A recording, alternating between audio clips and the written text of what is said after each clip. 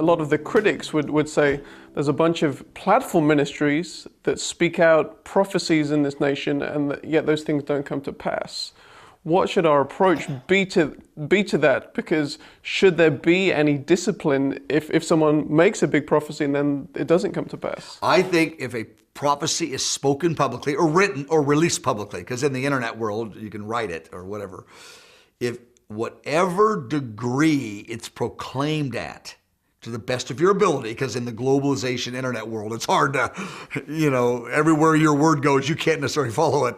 But to the best of your ability, within reason, whatever degree that you've given the word, if the word ends up false or wrong, let's call it wrong. False sounds like you got a demon or something.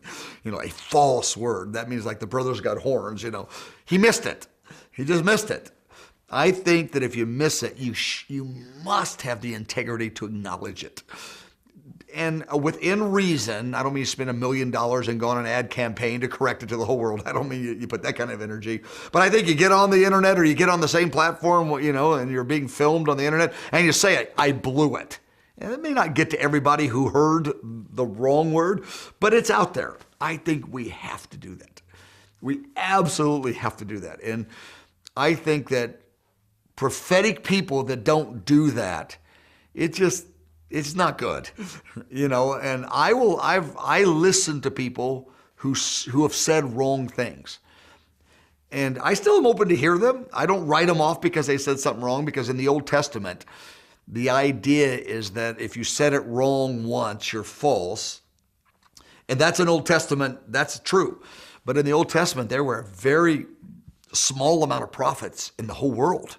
And they're all in Israel. For the whole globe, they're a very small number, and they heard direct, audible voice words or open visions, or an angel came, something like that. But in the New Testament, we prophesy by faith. There's impressions, not only by faith, but there's impressions. That's why 1 Corinthians 14 says the prophets have to judge and discern each other. You didn't discern a prophet in the Old Testament. He's right or wrong, or you stoned him. But in the New Testament, we prophesy by faith, it says in Romans 12:3 and 1 Corinthians 14. We judge one another. And the reason we judge one another, because there are some things said wrong.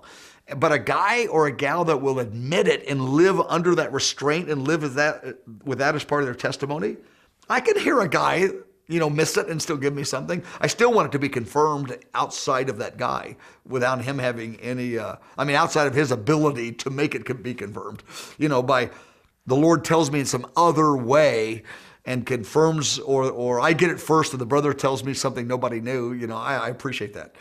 So I think you got to clean it up when you blow it. And we've tried to do that over the years. We've had some different things that have said over 30 years, and we've put out statements and said, this was wrong. And you know what? We're not quitting, but the guy said it was wrong. It's not a big deal as long as we own it. Now, we don't want to be frivolous about it, saying it's not a big deal, but it's not a game breaker. You're not out of the ministry. I think that you're in trouble if you won't ever admit it, though. I think that's bad.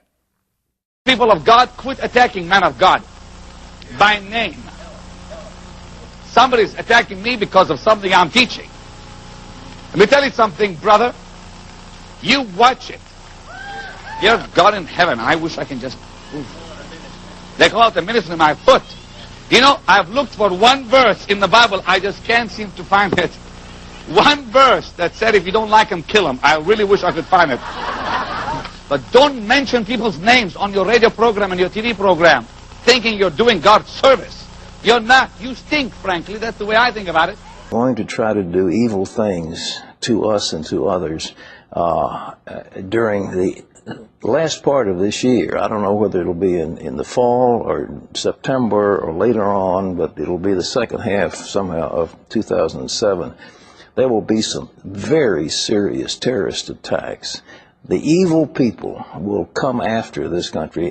We're not ready, but it's going to happen. And I'm not saying necessarily nuclear. The Lord didn't say nuclear, but I do believe it'll be something like that. That'll be mass killing, possibly millions of people.